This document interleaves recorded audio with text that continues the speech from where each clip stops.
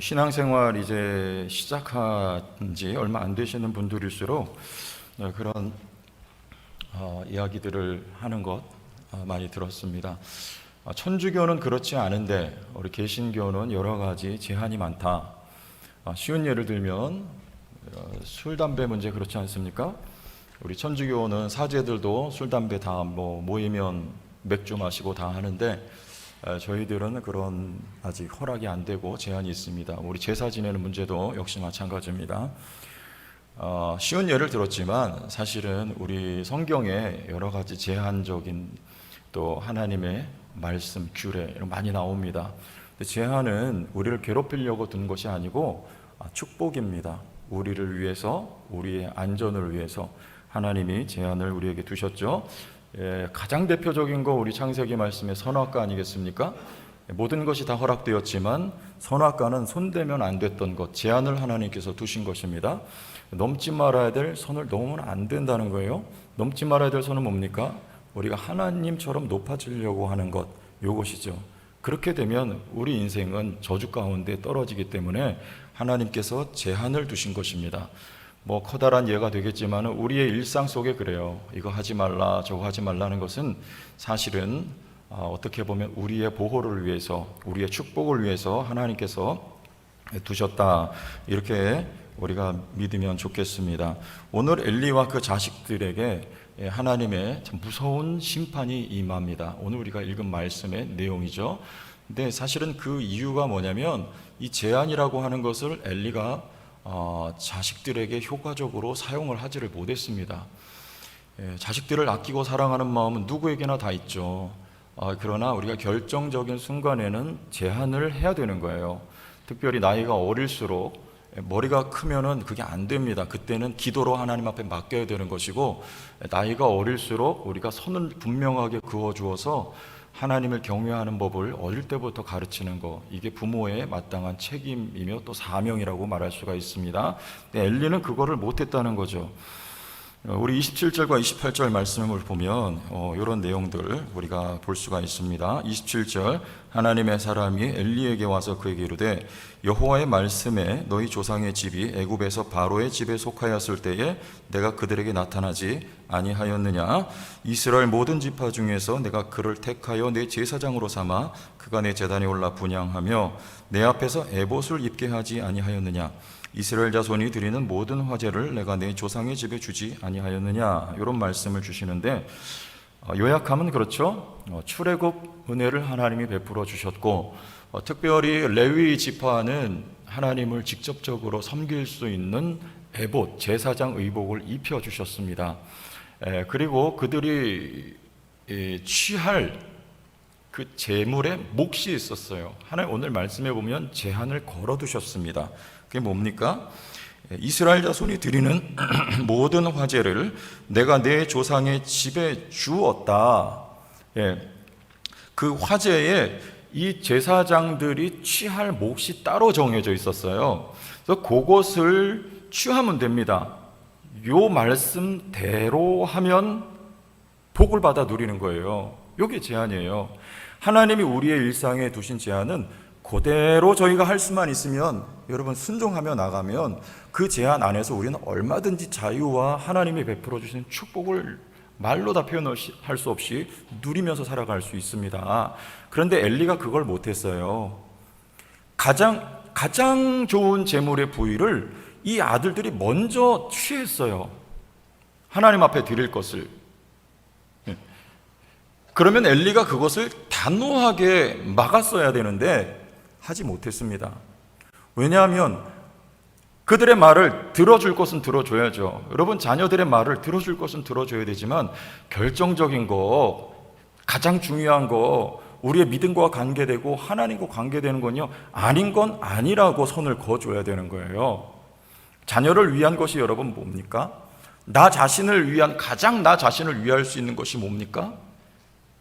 제한을 안에 우리가 거하는 거예요. 우리 신약적으로 말하면 누구 안에서입니까? 그리스도 안에서예요. 그리스도 안에서. 바울이 계속해서 말하는 것이 중요한 이 표현이에요. 그리스도 안에 있을 때, 무엇을 하든지 먹든지 마시든지 무엇을 하든지 하나님의 영광을 위하여 그리스도 안에 살아갈 때 그 삶이 우리에게 복된 것이죠. 이게 나 자신과 여러분 자녀들을 존귀하게 만들어가는 거예요. 하나님의 제한 안에 우리가 거하는 것, 요겁니다. 그래야 하나님이 그를 높여주신다는 것입니다. 우리 읽은 말씀 보세요. 30절 말씀이죠. 결단코 그렇게 하지 아니하리라. 나를 존중히 여기는 자를 내가 존중히 여기고 나를 멸시하는 자를 내가 경멸하리라. 어떤 사람이 존중히 여김을 받습니까? 사람에게, 그리고 하나님에게. 하나님을 경외하는 자를 하나님이 존중히 여기시고 하나님을 멸시하는 자를 하나님께서 경멸하신답니다. 우리 가족이, 나 자신의 인생이, 삶이, 우리 자녀들이 여호와를 경외하는 것, 이게 가장 존귀케 되는 여러분 지름길이에요. 그런 구체적인 것은요, 제한을 둬야 되는 거예요. 제한을. 하나님의 말씀으로, 하나님의 규례요, 하나님의 명령 안에서 제한을 두고 우리가 그 말씀 울타리 안에 살아가는 것, 이게 하나님을 경외하는 것이고 경외하는 법이고 하나님으로부터 존중이 여김을 받는 지름길이죠. 근데 이걸 누가 못했습니까? 엘리가 이걸 못했어요. 엘리가요. 그 자식들을 그냥 방관하고 그냥 그대로 내버려 두었던 것입니다. 그런데 그 심판의 정도를 오늘의 말씀에 보니까 매우 무섭습니다. 우리 32절 말씀을 보겠습니다. 32절, 이스라엘에게 모든 복을 내리는 중에 너는 내 처소에 환난을 볼 것이요 내 집에 영원토록 노인이 없을 것이며. 자, 어떻습니까? 젊어서 다 죽인다는 말입니다. 젊어서 다. 이게 아주 먼 옛날의 이야기니까 그렇지 요즘 같으면 여러분 어떨까요? 이거 상상하기도 힘든 고통이에요. 내 후손들이 다 젊어서 죽는다. 무서운 저주를 받는 거예요. 그런데 이 말씀엔 특별히 내 처소의 환난이라고 했어요. 내 처소는 어디입니까? 하나님의 회막이며 또 성막을 의미하는 것이죠. 근데 이게 앞으로 있을 일을 예언합니다. 엘리의 자녀들 가운데 이제 이가봇을 낳죠. 하나님의 영광이 떠났다. 그리고 또 하나의 자식은 아히두비라고 하는 아들이에요. 그런데 그 후손들 가운데 이제 다윗 시대가 이르렀고, 다윗이 사울의 추격을 받는 와중에 노베에 있었던 요 아히멜렉이라고 하는 제사장을 찾아가죠. 그래서 배가 고픈 나머지 먹을 것을 청합니다. 그때 아히멜렉이 먹을 것을 주고 또 다윗이 무기를 요청하니까 골리앗을 상대했을 때 그에게서 탈취한 칼이 있는데 이거 가져가겠습니까? 그러니까 그거 가져가요. 그 두 개 가지고 갔는데 이 장면을 누가 목격하냐면 도액 사람, 죄송합니다, 에돔 사람 도액이에요. 에돔 사람 도액이라고 하는 사람이 이것을, 그 장면을 목격하고 사울에게 가서 그대로 고해 바쳐요. 그러자 사울이 이제 그 높담에 가서 그 제사장 아히멜렉과 함께 있었던 85명을 한 날 한 장소에서 멸절을 시킵니다. 그게 다 누구 자손들이에요? 이 엘리 후손들이에요. 오늘 이 말씀이 그 예언을 하고 있는 거예요. 32절에 내 처소의 환난을 내가 볼 것이다. 무섭죠? 하나님의 예언의 말씀이 그대로 이행이 됩니다. 그러나 거기서 그치지 않아요. 아예 제사장 측에서 이거를 제외시켜 버려요. 33절, 내 제단에서 내가 끊어버리지 아니할 내 사람이 뭐예요? 끊어버리지 아니할 한 사람이 있습니다. 그게 누구냐면 85명이 죽는 가운데 한 명이 도망쳐요. 그게 누구냐면 아비아달이에요. 아비아달이 도망해서 다윗에게 갑니다. 그때 다윗이 말해요. 나 때문이다. 너희 가정에 이 비극이 일어난 것이 나 때문이니까 하면서 이 아비아달을 영접해요. 그리고 다윗과 함께 대제사장을 삼습니다. 그 사람 말하는 거예요. 내가 끊어버리지 아니할 내 사람이 내 눈을 쇠잔하게 하고 내 마음을 슬프게 할 것이요 내 집에서 출산되는 모든 자가 젊어서 죽으리라. 아비아달. 그런데 이 사람이 어떻게 되냐면 이제 다윗이 나이 들어서 늙습니다. 그리고 이제 그 후계자를 이제 위하여 이제 이야기들이 오고 갈 때 아도니아가 스스로 높아져서 자신이 왕이 되려고 해요. 그때 그 아도니아를 밀었던 사람이 누구냐면 불행하고 애석하게도 요 아비아달이 아도니아를 밉니다. 잘했습니까? 잘못했습니까?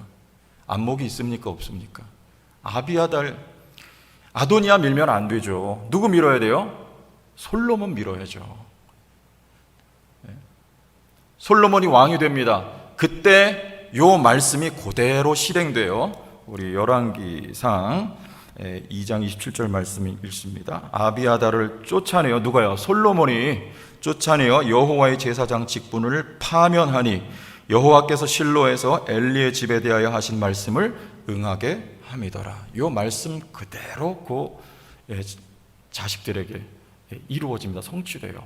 엘리 가문은 아예 그냥 몰락해버리고 말고 그 가지고 있었던 제사장 자리에서도 그냥 박탈이 돼버리고 말아요. 무섭죠? 그런데 반면에 우리 당시에 다윗하고 함께 있었던 사람이 누구냐면 바로 요 사람이 우리 35절 말씀을 함께 읽겠습니다. 35절 내가 유명한 구절이니까 한번 같이 읽어요. 시작. 내가 나를 위하여 충실한 제사장을 일으키리니 그 사람은 내 마음 내 뜻대로 행할 것이라. 내가 그를 위하여 견고한 집을 세우리니 그가 나의 기름 부음을 받은 자 앞에서 영구히 행하리라. 나를 위하여 충실한 제사장을 일으킨다. 그를 위해 견고한 집을 세우겠다. 여러분, 이게 누구를 말하는 것입니까? 우리가 언뜻 보면 사무엘을 말하는 것 같은데 요 사무엘이 아닙니다. 요게 누구냐면 다윗 때에 두 명의 대제사장이 있었어요. 누구냐면 하나가 아까 말씀드린 아비아달이고 다른 한 사람이 사독이라고 하는 사람이에요. 요 사독이 다윗이 힘들고 어려울 때 압살롬에게 쫓겨 다닐 때 다윗의 편에 서서 다윗을 도와요. 그리고 다윗이 늙었을 때 솔로몬이 왕이 되려 할 때에 요 사독이 솔로몬을 밀어요. 얼마나 지혜롭고 얼마나 영적으로 안목이 있습니까? 여기 오늘 이 말씀은 그 사독을 말하는 거예요. 나를 위하여 충실한 제사장을 일으키겠다. 여기서 충실하다는 말은요, 성실하다는 말이에요. 한결같다 그런 말이에요. 한결같다. 어떻게 한결같을 수가 있을까? 우리 그림 하나 보고 이해를 돕기 위해서 넘어가겠습니다. 잘 안 보이죠? 그래서 제가 설명드릴게요. 여기 이제 아론이 있고요. 오른쪽에 모세가 있어요. 동그라미 쳐져 있는데 맨 위가 아론이고 아론에게 4명의 아들이 있습니다. 그게 누구냐면 나답과 아비오. X차 쳐져 있죠. 그게 나답, 아비오인데 이 두 사람은 여호와께서 명하지 않은 다른 불을 들이다가 죽어요. 그리고 2명의 아들이 남는데 그게 누구냐면 엘르아살과 가운데 그 다음에 이다말이에요. 근데 이 이다말의 후계가 누구냐면은 엘리예요. 그리고 그 밑으로 쭉 내려가면서 아비아달이 있습니다. 요게 하나님이 복 주신 요 계통이 아니에요. 하나님이 복 주신 계통은 어디냐면 여기 엘르아살 그리고 비느하스 쭉 내려가서 말씀드렸던 사독이에요. 빨간 줄로 이렇게 그어놨죠. 여기가 하나님이 축복하여 주신 그 계통입니다. 어떻게 축복을 받았을까요? 우리 민수기 25장 보면 바알 부올이라고 하는 사건이 나와요. 부올에서 바알을 섬겼던 누가요? 이스라엘 백성들이. 근데 그 주동자가 누구냐면 시므온 지파의 지도자입니다. 시므이라고 하는 사람이에요. 그리고 상대 여성은 누구냐면 미디안 두령이에요. 역시 지도자죠. 지도자 수루의 딸 고스비라고 하는 여인입니다. 요 지도자가 넘어가요. 먼저 시므리가. 지도자가 넘어가면 여러분 어떻게 될까요? 그 공동체가. 지도자 때문에 공동체가 전체가 영향을 받습니다. 그래서 이스라엘 백성 전체가 음행을 저질러요. 이게 얼마나 중요한 사건이었냐면 사도 바울도 이 사건을 언급하고 요한계시록 말씀에 보면 또 이 사건이 또 나옵니다. 지도자를 넘어뜨리고 전체를 바알의 품으로 돌아오려고 시도했던 마귀 사탄의 역사예요, 이게. 자, 근데 그때 이제 하나님의 진노와 심판을 받게 돼요. 그래서 24,000명이 연병으로 죽습니다. 이스라엘 백성들이 하나님 앞에 진노 앞에 울고 있을 때 담대하게도 이 시므리와 고스비가 막사로 들어가요. 뭐하러 들어갑니까? 그때 제사장이었던 비느하스가 분연히 일어나서 창을 들고 이 두 사람을 찔러 죽입니다. 그 사건 이후에 하나님이 요 비느하스 계통에 축복하여 주셨어요. 우리 민수기 25장 11절과 13절 말씀 여러분 한번 읽어보시겠습니까? 시작. 제사장 아론의 손자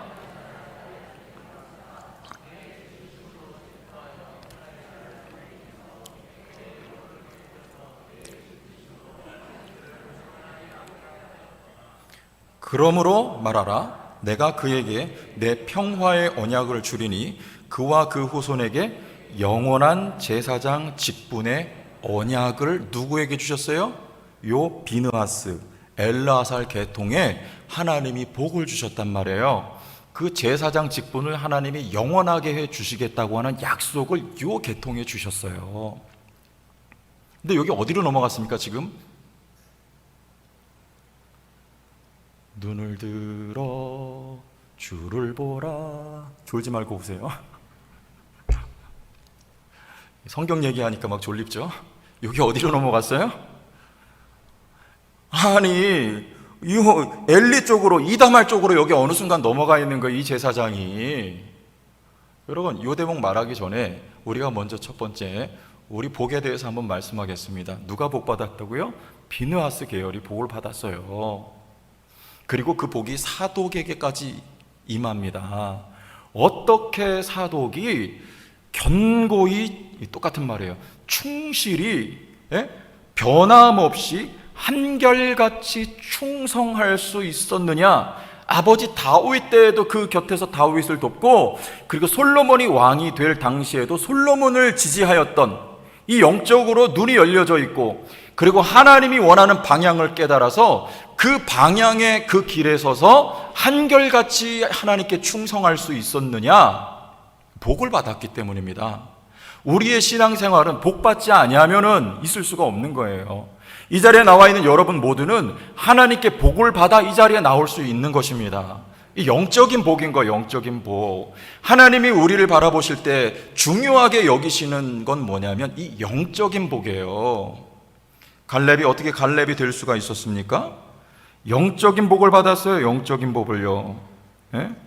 그래서 여러분, 이 중요한 것은 이 말씀이에요. 우리 시편 127편 1절에 여호와께서 집을 세우지 아니하시면 세우는 자의 수고가 헛되며 여호와께서 성을 지키지 아니하시면 파수꾼이 깨어있음이 헛되도다 그래요. 여기 내가 그를 위하여 견고한 집을 세우리니, 이 영적인 복을 받아 그가 하나님 앞에 한결같이 맡겨진 사명을 수행할 때 여호와께서 그를 위하여 집을, 견고한 집을 세워주시는 인생이 된단 말입니다. 여러분 모두는 영적인 복을 먼저 받아야 하나님의 여러분 삶에 집을 지어주시는, 그래서 거저 왔다 거저 돌아가는 인생이 아니라 뭔가 영원토록 남는 인생이 되는 것은 하나님께서 여러분의 삶을 책임지고 여러분의 삶에 집을 지어주셔야 곧 영적인 복을 받아야 된단 말입니다. 복을 받아 이렇게 할 수 있는 거예요. 그러니까 갈렙 말씀드렸어요. 갈렙 마찬가지입니다. 어떻게 그가 담대할 수 있고 어떻게 그가 노년에도 불구하고 땅을 차지할 수 있었는가? 그런 영이 달랐다는 거예요. 영적인 복을 받은 사람이 갈렙이에요. 오늘 그리고 이 비느하스요, 그리고 사독이라고 하는 인물이었던 것이죠. 우리 성도교회 영적인 복을 받았어요. 하나님이 더한 복으로 채워주시기를 축복합니다. 이게 중요한 거예요. 그러면 이스라엘 나라에 이 복을 받으면 하나님을 섬기고 그 정치적인 거, 군사적인 거, 경제적인 거 하나님이 다 책임져 주시는 거예요. 여러분, 우리 교회가 이 영적인 복을 더욱 받아 누리는 교회가 되고 하나님이 모든 것을 더하여 주시는 은혜와 역사가 우리 성도교회 가운데 있기를 바라고, 여러분 개인의 삶에도 이와 같은 복이 차고 넘칠 수 있기를 주의 이름으로 축복합니다. 우리 믿음의 복이에요. 믿음의 복. 이게 복이라고 하는 거죠. 근데 오늘 말씀드릴 내용은 그보다 더 중요한 내용입니다. 우리 35절에 요 사독이라고 하는 인물로, 비느하스 계열로 이 제사장 가문이 이제 완전히 대치가 되는 거예요. 엘리 가문은요, 여기 하나님이 제외시켜요. 몰락시키고 이제 약속하셨던 그 비느하스, 영원한 제사장직을 약속하셨던 그 계열로, 그리고 사독으로 하나님께서 그 자리를 대치시키신다는 거예요. 무슨 말입니까? 원래 질서는 뭐예요? 비누아스 계열이에요. 엘르아살 계열이지 이다말 계통이 아니라는 말입니다. 엘르아살과 비누아스를 통해서 그 고스비 사건, 심의 사건을 통해서 하나님이 그에게 복을 주셨고 제사장직을 하나님이 허락해 주셨어요. 이게 원래의 질서입니다. 하나님의 말씀이고 질서인 거예요. 근데 이게 어느 순간 뒤틀려져 있죠. 엘리가 제사장이 되어 있죠. 사사시대에 지금 보니까. 왜 그렇게 됐습니까? 지도자가 없었을까요?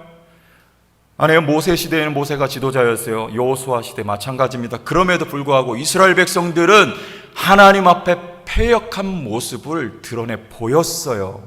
지도자 문제는 아닌 것입니다. 사사 때에도 여호와 하나님이 왕이고 지도자였어요. 그럼 뭐가 문제인가? 말씀이 없었던 거예요. 말씀이. 여러분, 우리 사사기 보면 레위인들이 다 뭐 하고 있습니까? 레위인들이 지도자들이에요. 종교인들입니다. 제사장들. 그들이 하나님의 말씀과 관계없는 짓들을 너무나 많이 하고 있는 것을 우리는 사사기를 통해서 보고 있어요. 하나님의 말씀과 관계가 없는 거예요. 신명기 17장 말씀 보면 왕의 규례에 말씀이 나옵니다. 그때 가장 중요한 첫 번째 조건은 뭐냐면 왕은 이런 사람이어야 한다. 원래 왕은 하나님의 마음에 그렇게 흡족하지 않은 제도입니다. 그럼에도 불구하고 이스라엘 백성들이 가나안 땅에 들어가서 왕을 구하면 그때는 너에게 왕을 주겠는데 이런 사람을 뽑아라. 그게 누구냐면 택한 사람. 다윗입니다. 그리고 두 번째, 은금 패물을 갖지 말고 말을 많이 갖지 말고 아내를 많이 두지 말라는 거예요. 하나님을 의지하는 신앙인으로 뽑으라는 것이죠. 그리고 마지막 중요한 게 뭐냐면 항상 그의 곁에 율법을 등사하여 놓고 그 말씀을 읽어야 된다는 거예요. 말씀을요. 누가요? 왕이. 왕 곁에는 항상 말씀이 부착되어 있어야 됩니다. 그래야 왕이 왕 노릇을 할 수 있다는 거예요. 뭐가 왕이 왕되게 합니까? 하나님의 말씀이 왕되게 해요. 사사시대에는 말씀이 없었던 시대. 그래서 영적으로 심히 혼탁하고 혼란했던 시대예요. 여러분, 개혁은 무엇의 개혁일까요? 하나님의 말씀으로 돌아가는 개혁이에요. 요시아의 개혁은 말씀의 개혁이에요. 성전 수리하다가 율법 두루마리를 발견합니다. 그리고 개혁을 시작한 것이 곧 요시아의 개혁의 말씀의 개혁입니다. 우리 종교개혁 시대에도 마찬가지 아닙니까? 우리 역사 속에서 다 증명이 됐어요. 중세시대 암흑기라고 해요. 왜 그때 당시에 영적인 암흑기입니까? 하나님의 말씀이 없는 거예요. 성당 지으려고 면죄부 팔았잖아요. 성경에 어디 그런 말씀이 있습니까? 교회가 타락하는 거예요. 말씀이 없으면 그렇게 되는 거예요. 왜냐하면 당시에는 라틴어 성경은요 사제들만 읽을 수 있어요. 평민들이, 여러 평범한 사람들이 라틴어 못 읽습니다. 지금으로 말하면 헬라어 히브리어 성경 갖다 놓고 우리 보러 읽으려는 거예요. 이거 솔직히 신학을 전공한 목사님들도 못 읽는 경우 되게 많아요. 그런데 그 성경을 많은 이들에게 읽히게 하기 위해서 위클리프 같은 사람들과 그 롤라드라고 하는 소위 말하는 그 사람들이 성경을 영어로 번역할 때 그 사람들을 잡아서 화형을 시켰던 사람들이 바로 그 캐톨릭 종교인들이었어요. 여러분, 원수마귀는요 우리가 말씀 앞에 나가는 거 싫어해요. 기도하는 거 굉장히 싫어합니다. 그때 말씀이 번역되고 드디어 루터라고 하는 인물을 통해서 이제 이 말씀이 독일어로 번역되기 시작해요. 그래서 종교개혁은요 말씀으로 돌아가는 개혁이에요. 말씀에서 모든 것이 재발견되어서 이 땅에 잘못 세워진 모든 것들이 개혁이 되어지는 거, 이게 바로 종교개혁이었단 말입니다. 왜 어둡습니까? 왜 이 당시에 이 모든 것이 뒤틀려져 있어요? 하나님이 정해놓으셨던 제사장은 바로 비누아스 계열이에요. 그런데 왜 어느 순간 엘리가 그 자리를 차지하고 있었냐, 그 말입니다. 하나님의 말씀에 무지했던 거예요.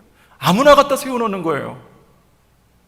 이것을 이제 하나님은 바르게 이 질서를 세우겠다. 그 시작이 뭐냐면 엘리 가문의 심판입니다.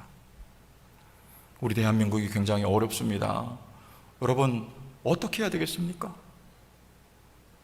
물론 기도해야 되죠. 그 기도 중요합니다. 그러나 더 중요한 것은요, 이 세상 우주와 역사는 이스라엘 백성들 중심으로 흘러갔던 것을 우리는 말씀을 통해서 알아요. 로마서 말씀 읽어보세요.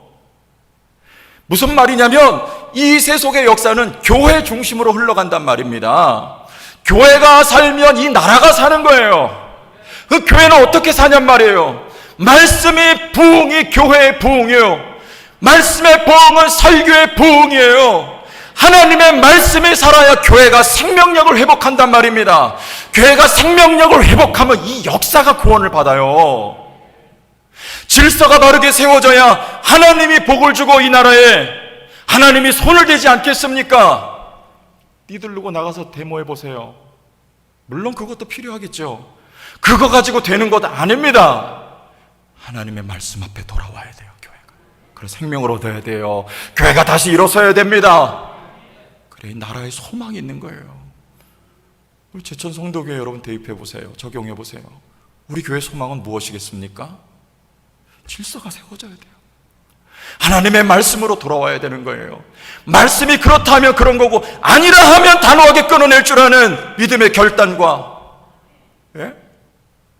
하나님의 말씀 속에 우리가 파묻히고 말씀 속에서 하나님의 뜻을 재발견하고, 강단에서는 하나님의 말씀이 힘있게 능력있게 선포되고 영혼들이 말씀을 통해서 새 힘을 공급받고 마른 뼈가 말씀을 통해서 새 생명 얻어 일어나는, 여기에 제천 성도교회에 소망이 있지 않겠습니까? 여러분 기도해 주시기를 바랍니다. 목회자를 위해 기도해 주시기를 바랍니다. 딴짓하지 말고 말씀 앞에 엎드려 무릎 꿇고 눈물을 흘리며 말씀을 통하여 교회가 다시금 살아나는 꿈과 소망을 보고 강단이 힘있는 강단으로 세워질 수 있도록 여러분 기도해 주세요. 기도해 주세요. 다른 거 할 새 없어요. 말씀 앞에 무릎 꿇어야 돼요. 제천 지역의 성시화를 우리가 위해서 기도하고 성시화 운동도 하죠. 중요합니다. 해야 됩니다. 그러나 더 중요한 건 뭐냐면 제천 지역의 교회가 살아야 돼요. 교회가 어떻게 살아요? 말씀이 회복돼야 교회가 사는 거예요. 말씀이 어떻게 회복되느냐? 너나 할 거 없이 목회자들이 정신 차리고 저를 포함해서 하나님 앞에 말씀 앞에 무릎 꿇어야 되고 말씀 붙들고 씨름해야 되고 말씀을 세우기 위해 사력을 다해서 말씀을 깨닫기 위해 하나님 앞에 눈물 뿌려야 되고, 그래 교회가 새 힘을 얻고 바르게 세워져야 제천이 변화돼요. 제천이 하나님 새 역사를 이룹니다. 제가 제천에 올 때 그런 꿈을 가지고 오지는 않았습니다만 느낀 게 그래요. 이 땅에 그런 하나님의 역사가 필요하겠다. 교회가 다시금 힘을 얻어야 되겠다. 교회가 양무리에게 마음을 둬야 되겠다. 하나님의 말씀으로 저들을 먹여야 되겠다. 갈급한 영혼들이 하나님의 말씀으로 적시워져야 되겠다. 말씀이 회복되어 교회가 힘을 얻고 이 제천 땅에 하나님의 역사가 일어나야 되겠다. 이거 아니겠습니까? 왜 어둡습니까? 이 시대에 왜 이렇게 뒤틀렸어요? 하나님의 말씀이 없었기 때문에요. 역사가 반증하는 것입니다. 그래서 이제 하나님은 새로운 질서를 세우기 위해서 주신 아들이 사무엘이에요. 사무엘은 제사장이었습니다. 그러나 동시에 그는 하나님의 말씀을 담지하고 있었던 선지자예요. 우리 말씀 보겠습니다. 3장 19절과 20절 보겠습니다. 3장 19절과 20절 같이 한번 읽어보시죠. 시작. 사무엘이 자라매 여호와께서 그와 함께 계셔서 그의 말이 하나도 땅에 떨어지지 않게 하시니 단에서부터 브엘세바까지의 온 이스라엘이 사무엘은 여호와의 선지자. 아멘. 사무엘은 선지자예요. 선지자. 왜요? 이 시대에 여호와의 말씀이 희귀하여서 이상이 흔히 보이지 않은 패역한 시대에 하나님이 이 나라 이 땅에 새로운 질서를 세우기 위하여서 사무엘을 소망으로 혜성처럼 하나님이 사무엘을 주셨어요. 선지자로 그를 세워 그의 입술에 그의 심령에 하나님의 말씀을 담아주시고 그가 말하는 그 말씀이 하나도 땅에 떨어지지 않게 하시고 단에서부터 브엘세바까지 그를 선지자로 인식하고 이제 그의 입에서 나오는 하나님의 말씀을 통해 이스라엘을 새롭게 하고자 하는 질서를 세우고자 하는 하나님의 역사의 시작이 사무엘이었단 말입니다. 놀랍게도 그 입에서 터져나왔던 첫 번째 말씀은 심판의 메시지였어요. 엘리가 그래요. 여호와께서 너를 부르시는 것 같은데 여호와여 종이 여기 싸우니 말씀하옵소서 하고 가라고. 그래서 그렇게 갔더니 하나님의 말씀이 그에게 들렸는데 그것은 놀랍게도 다름 아닌 엘리 제사장에 대한 심판의 말씀이었어요. 왜요? 뒤틀린 거예요. 잘못된 거예요. 그것을 하나님이 심판하고 이제 다시 세우겠다. 질서를 말씀으로 바로 잡겠다. 빛나스의 계열이 세워지게 하겠다. 그리고 사독 계열이 축복을 받아 제사장직을 이어가게 하겠다. 이 나라가 질서롭게 되고 복을 주겠다는 것이 바로 하나님이 허락하여 주신 사무엘이란 말입니다. 여러분, 이 시대에 사무엘이 필요합니다. 우리 대한민국에 사무엘이 필요해요. 더 많은 사무엘이 일어날 수 있도록 우리 함께 기도할 수 있길 바랍니다. 우리 제천 성도교회 사무엘이 필요합니다.